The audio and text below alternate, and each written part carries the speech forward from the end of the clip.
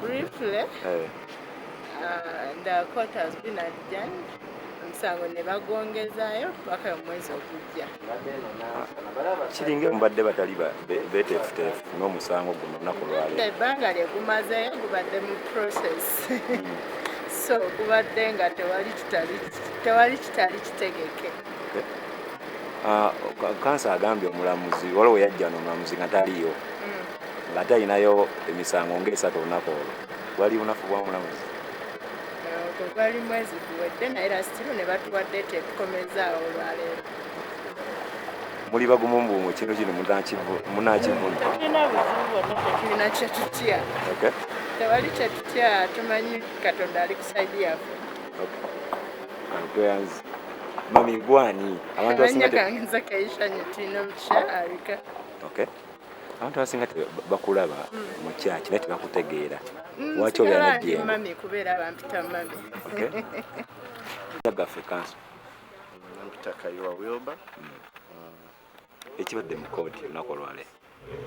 Omulamuzi abadde omusango agutegese okutandika okuwulizibwa naye tusabye disclosure. Prosecution etuwa obujulizi era omusango n'aguteekawo nga gujja kutandika kuwulizibwa nga 15.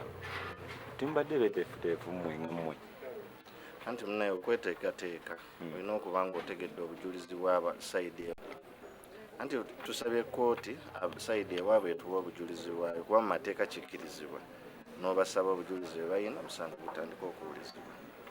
N'ebintu bino biggwa ddi nga gwe looya nga gwe kanso? Toyinza kumanya bintu bino ebiggwa kubanga kkooti yegaba obudde ffe tetukirinaako mukono. Amanya nze Kanso Diana Naluyange. Gwe omw ali ku musango gwa Pastor Jengo ogw'obutalabirira baana ba mugenzi. Ki ekigenze maaso mu kkooti? Kkooti ebadde eri ready okuproceedinga otandika okuwulira omusango naye engeri gye tutalina bujulizi tetumanyi biri ku fayiro ya poliisi ne fayiro ya kkooti.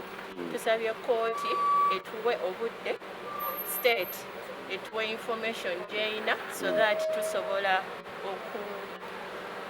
okudefendinga client waffe. Timbadde beeteefuteefu kuba ndabye nga omulamuzi abakazi akaza ebibuuzo nga mulinga atali beeteefuteefu. Tubadde beeteefuteefu ssebo naye obuzibu obubaddewo tetumanyi bujulizi ki state bw'erina ate nga twetaaga okufuna okudefendinga client waffe. Ekintu kino kinaggwa ddi kuba ndaba kikyagenda mu maaso? Kasita tufuna obujulizi obwo ekiddako awo state ng'etandika okuleeta abajulizi baayo. So bwena emala okuleeta omujulizi nga tumusoyasoya naffe ebibuuzo ng'atubuulira oba pasita waffe ateekeddwa omuwa obuyambi naye mu mateeka tateekeddwa. Ate nga omwana wa mugenzi naye personally pasita nga ye mu buntu tateekeddwa kuwa mwana buyambi kubanga legally speaking tanafuna letters of administration. Tegeeza tannafuna tali mu position ewa mwana buyambi kubanga naye mwana bwana. Ate nga ye yasikira? Ayinza okuba yasikira. Ebyo ebyokusikira byaffe bya buwangwa naye mu mateeka alina okufuna obuyinza obumukkiriza okuddukanya ebintu by'omugenzi. Bw'anaafuna obuyinza obwo then maybe naye nze ndowooza omusango bagwanguya kubanga pasita tannafuna letters ate ne petition yennyini baŋŋamba omukyala yagiteekako caveat. So ye kennyini yeyeekuba amayinja. Omulamuzi agaye omusango guddamu ddi? Omusango guddamu nga 15 omwezi guno sewo. Guno gwennyini? Yes sir. Nze looya Hasfa Nakazi. Tuwulire ki ekibadde mu kkooti? Ekibadde mu kkooti nga mwabitegeera nti tubadde nga mu musango. Amaaso nze looya Hasfa Nakazi. Nga era tuvudde emabega nga tuli mu kkooti eno tuzze tuwanyemba n'omusango gwa Aneti ye complainant naye kati wetutuukano bagufuuse gwa gavumenti. Tuba tuwozaganya na gavumenti kati ono Aneti aba bayambako okuleeta obujulizi abafuuse complainant. nga muvunaana obutabalabirira mwana w'omugenzi Pastor Yiga.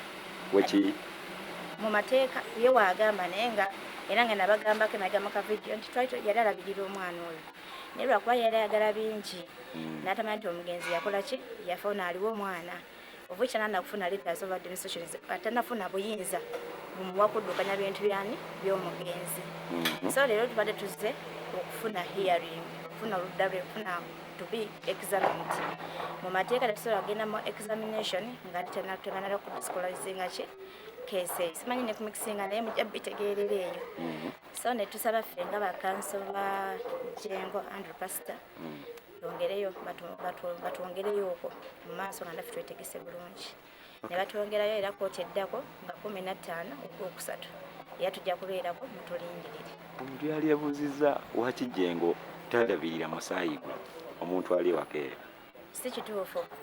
Pastor Jengo nze ndudde naye ndudde nkwatagana naye alabirira era omukyalo oyo yali ajjanga ku kyaki nga bamuwa naye olw'okuba obuyambi bwe yayagala bwali tebumala ye nga ye ndowooza era yagala busingako awo okufuna obutakkaanya n'adduka mu mateeka ng'era omuntu yenna waba afunye obutakkaanya addukira mu mateeka amateeka ne gamuwa obwenkanya. So tuli wano okufuna obwenkanya. Pastor Jengo Andrew afuna obwenkanya ne mukyala Anet naye afuna obwenkanya n'omwana.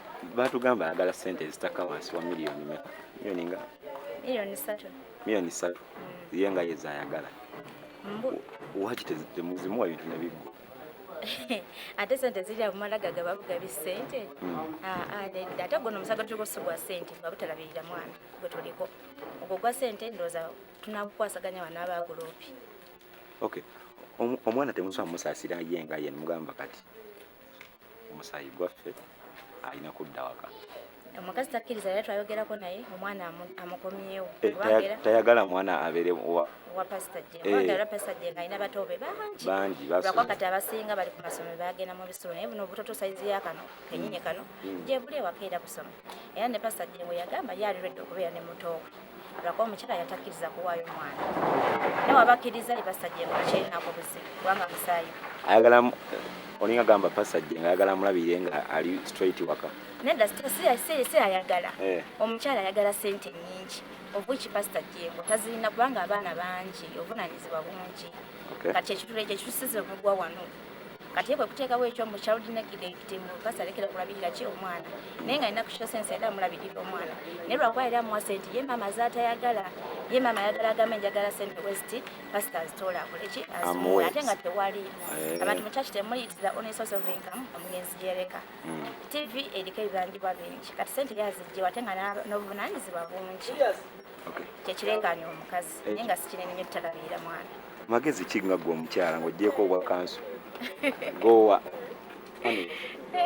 Anet mukyala munnange muwa oba mubuulirira nti alina okitegeera nti bbaawe yafa taata w'omwana yakola ki yafa ono aliwo mukulu we musika obukyala tanakufuna powers ezitwala ebintu byatate mu mateeka kyakola akikolanga kati olwokuba nti ye musika yaliwo akatini kabatodde n'amwana olw'embeera gye tubadde mu covid abasabi bakendeera TV nayo nga TV erina ebizibu byayo naye abimanyi akatono kabamuwadde akkirize ne fees bwaba waali omwana agende ku ssomero nga maama naye akole ayongerezeeko obuvunaanyizibwa abazadde bababiri. Ebintu bino nga tumaliriza ebintu bino binaggwa bijjakukwata ekitagwa ekirungi tuli mu giwe tuli mikono mituufu tuli mu kooti kewulize ensonga zonna mu Luganda bagamba tosalanga gwakawala nga tuwulidde gwakalenzi kati kyetuli wano mu mateeka tukiyita ne mojodex here the other side also.